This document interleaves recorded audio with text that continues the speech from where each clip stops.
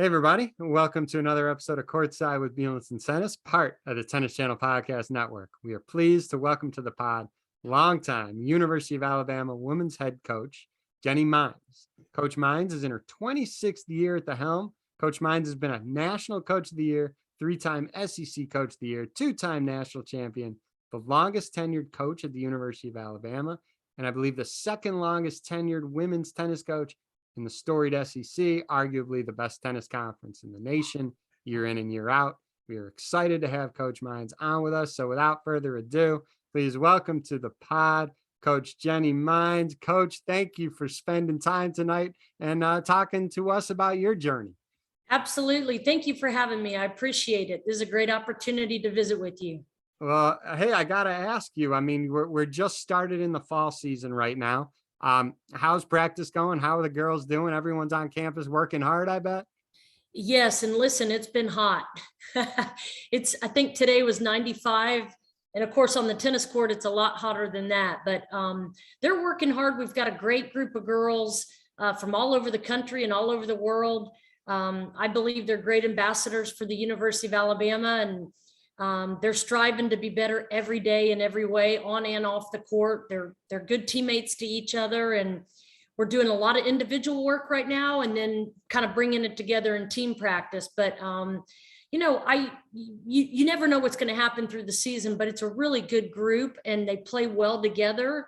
And I believe that they'll play for each other and with each other. So I think it's going to be a lot of fun. Oh, that's so great to hear. And I have to ask you, I mean, 26th year coming up. I have a saying for my own life, don't mess with happy. And I'm guessing that applies to you. I mean, tell everyone why you have stayed for so long at a school. And I've seen the school. It's one of the most gorgeous campuses I've ever seen. So why don't you tell everyone else? 26 years is a long time in any industry at one spot. That's right. It is. And remind me, I have a funny story to tell you about that in a minute. But it's been a great opportunity. I started June 1st of 1997. And it's been a lot of fun. I've been abundantly blessed with, surrounded by great people, from support staff, managers, trainers, assistant coaches, and certainly the administration at Alabama has been outstanding. They have supported me through, the good, the bad, and everything in between. And, I think just give me 1 second. I'm so sorry.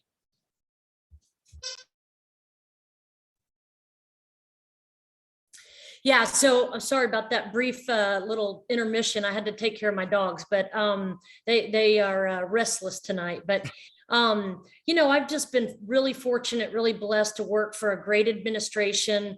It's kind of funny because a lot of people think that University of Alabama is a football school, or you hear that from people. You could have fooled me. I thought it was Alabama is a women's tennis school, and I say that in jest, but I also say that in truth, in that they've provided plenty of resources, facilities, and all the means for us to be successful. But I just think that I was meant to be at Alabama. It's been a great ride, and they've been very good to me, and it's been a lot of fun. And I'm hoping that we can have a great year and finish strong in the 23 season. That's great. I want to go into a little bit more detail about yourself individually. Where did you grow up, and how did tennis start to become a part of your life? Well, so I grew up in Texas. I'm from San Antonio originally, and I played college tennis at University of Houston.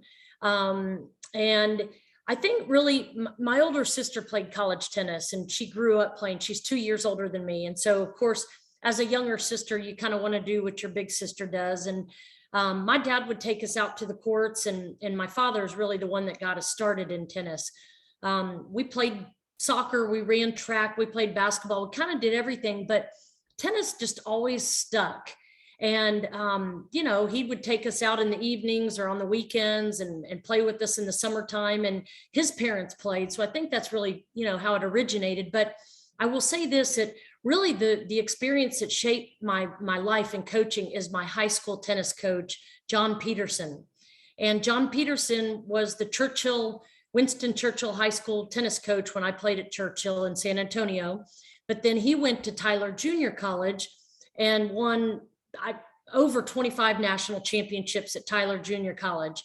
And it was really my, relationship with him, the way he motivated the team and inspired all of us, the work ethic that he instilled in all of us, and just really the way he treated us. And he was all about team and emphasizing playing together. And I think that's where I really got that strong belief and philosophy and team. But I would say that really he's instrumental in me being a collegiate coach. Oh, that's so great to hear, and so important to have mentors like that. They play such a huge effect on someone's life. And you mentioned you played at University of Houston, two-time All Southwest Conference selection, ranked top 10 nationally in doubles, 3-year team captain.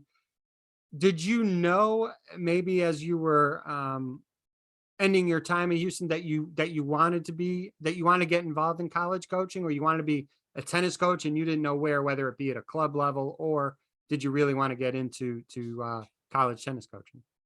Well, it's kind of funny because not really. I mean, not necessarily. I had an interest in it, but I almost sort of fell into it. I graduated from Houston in 4 years. And then I kind of had an opportunity to step into the assistant coaching position in 1991. And it's funny because prior to that, it seemed interesting. I think it was certainly on my, it wasn't on my forefront, but I was thinking about it. Obviously, I was trying to figure out what I wanted to do. And I really had planned to go back to school, get my master's degree in kinesiology, sports science, and then just kind of see from there, where that led. But as soon as I got into it, I loved working with young people. Of course, at that time I was young, not any longer, but I think one of the most fun parts of coaching is just shaping, helping shape them and motivating them to be the best version of themselves. Especially at that age, the 18 to 22, yes, 23 years old. Yes, it was super important time period in our lives, and very impressionable. And I think the big thing is I wanted to give something back. I felt like so much had been given to me. I wanted to give back, and I wanted people to have the same positive experience that I had. That's so great. And I'll mention a few accolades. We can't list them all because we'll be here too long, but 14 teams that have finished in the top 40, in addition to 29 singles players, 19 doubles teams ranked in the final ITA poll. Led Alabama to best season in history, winning the 2014 SEC team championship, earning a national ranking of number 2 in the country. You got 2 former student athletes that are doing very well on the Pro Tour right now in Alexa Garachi and Aaron Routliffe. They're doing unbelievable in doubles. Alexa, she's basically top 10. She was a French Open doubles finalist, in 2020? She's quartered at Wimbledon. She's semis at the US Open. You got Aaron right behind her, right? Ranked top 30. Yeah. How cool is that to see their success? It's really fun. And I've told both of them individually that I believe they'll win a Grand Slam. They're certainly both very capable. They're special. They knew that they wanted to play after college. And I think they continued to develop and get a lot better in college.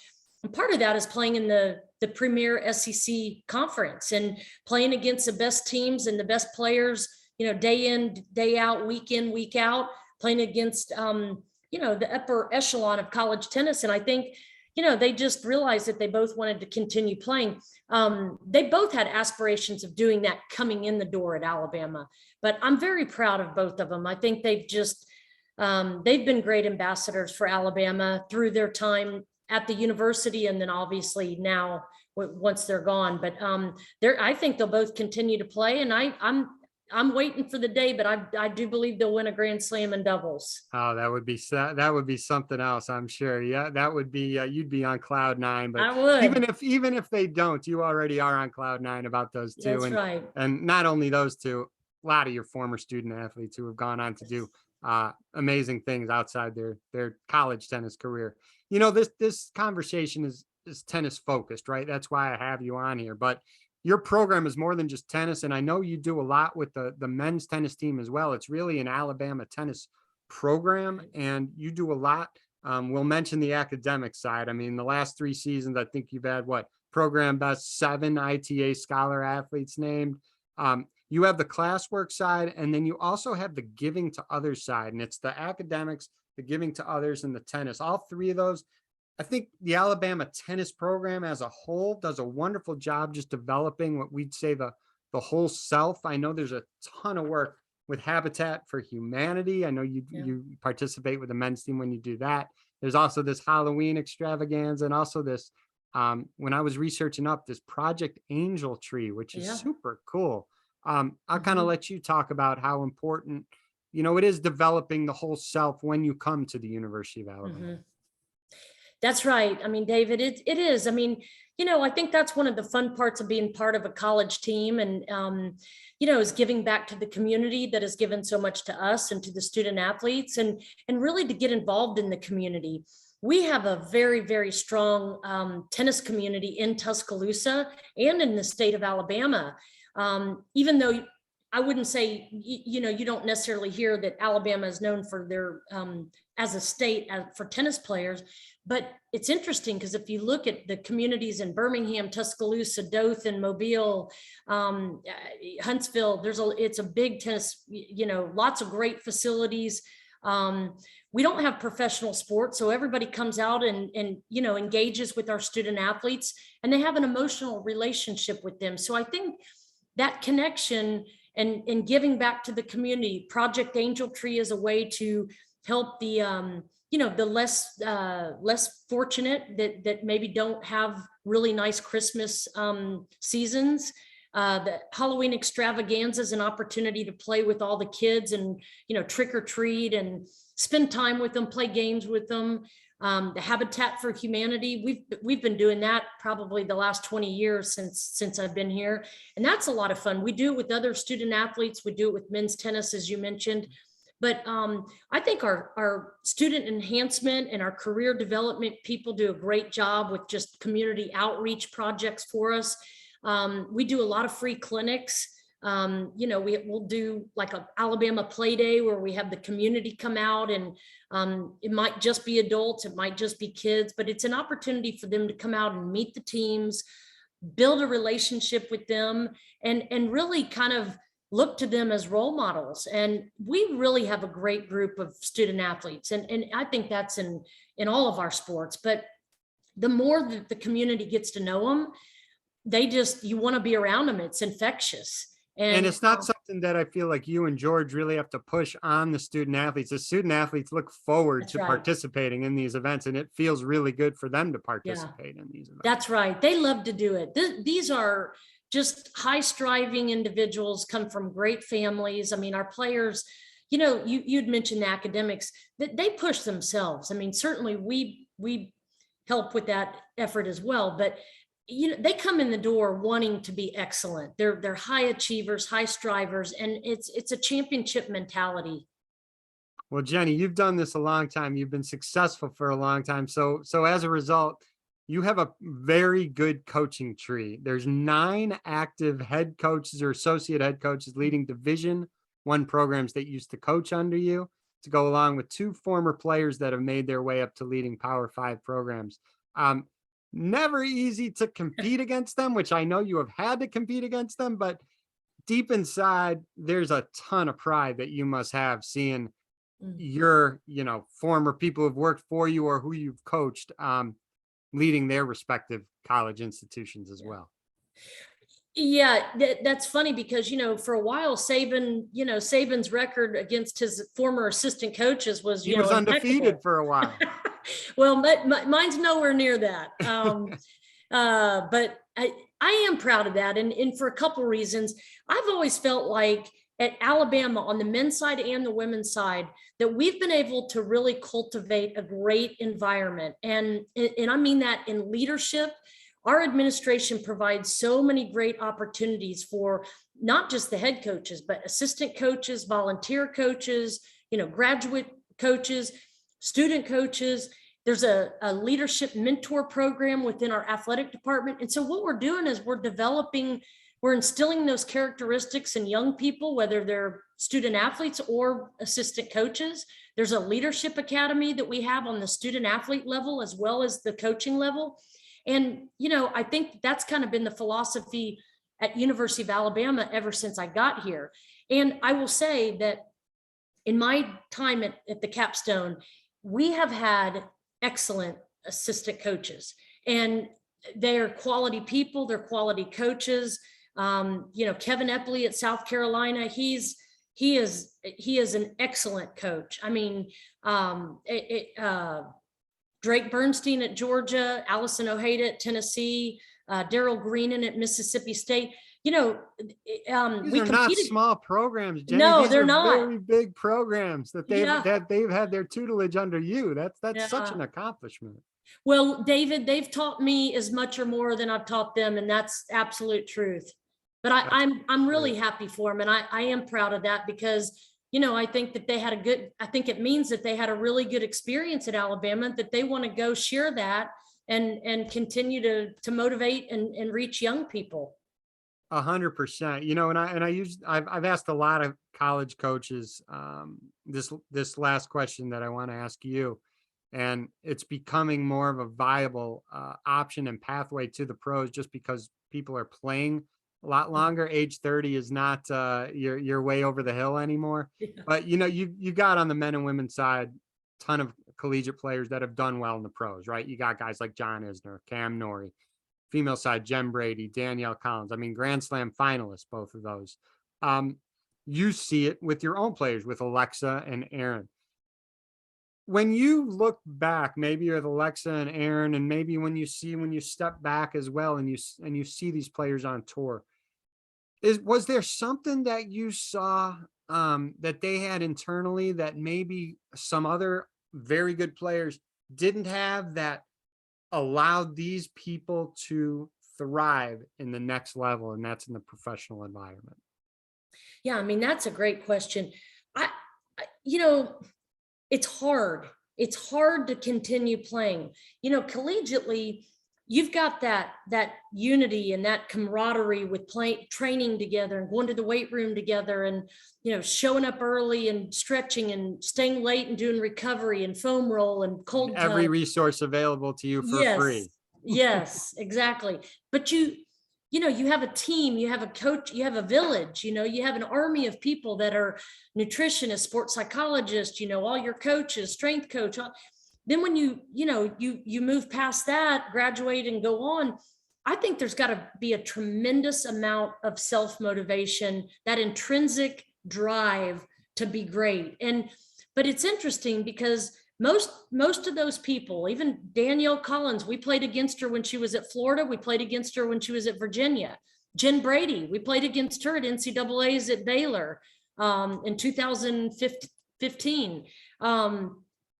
There is something special about them. And I think it's that drive, and that they know it's going to be hard, but the end goal is that they want to be great. They want to keep playing. Alexa Garaci was a protege. Her dad groomed her. Fernando Garaci played at Alabama. He was the first international student athlete on scholarship at Alabama, which is super interesting because a lot of people don't realize that. But he did a fantastic job of grooming her and coaching her, to be where she is now. So I don't know that that's a surprise. And Erin Routliffe really was kind of teetering between going pro or going to college. And I think it really helped her to go to college because I think she had she was able to mature and develop and grow the way she needed to go on and springboard into the pros. But I do think there's something special. I just think it's something that's almost a lifelong dream, and they're willing to do the hard because that's the end goal that they kind of, grew up wanting. And to echo what I've heard from some other coaches, you're echoing a lot of what they said. The other factor that I've heard a lot of: never satisfied. Yes. Never Yes. satisfied. And it's that drive that you talk about. Well, yeah. Hey, Jenny, this has been awesome. I know you're busy. I appreciate your time. You also know that I'm looking forward to coming down, seeing you and the team in the spring. Well, we'll be full disclosure. I got There the you Alabama go. shirt on because my I love it. daughter is a freshman at the University of Alabama. Hope my Jayhawk friends don't kill me for this, that I'm wearing another school shirt, but I love Kansas. But, you know, my daughter down at the University of Alabama, she's loving it, having a great experience. And, you know, I can't wait to get down there and see you and the team compete in the spring. Thank you so much for your time, Jenny. Best of luck in the fall and the spring season. Thank you so much. I appreciate your time and your interest, and we'll end with a good Roll Tide. And roll tide. See you, Jenny. Thank you.